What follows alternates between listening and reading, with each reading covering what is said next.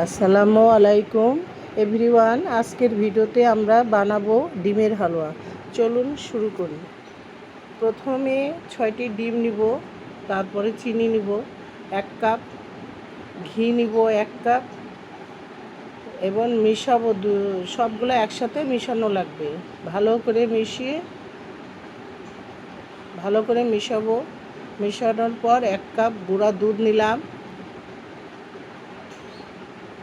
গুঁড়া দুধ অল্প অল্প করে দিব এবং ভালোভাবে মিশাবো। ভালোভাবে মিশানোর পর চুলা অন করে দিলাম। চা চামচের হাফ চামচ এলাচ গুঁড়ো নিলাম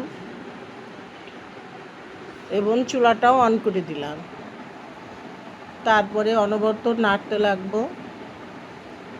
নাড়তে নাড়তে যখন ঘন হয়ে আসবে এবং ভাজা ভাজা হয়ে যাবে, তখন আমাদের ডিমের হালুয়া শেষ হলো। ভিডিওটি ভালো লাগলে লাইক করবেন।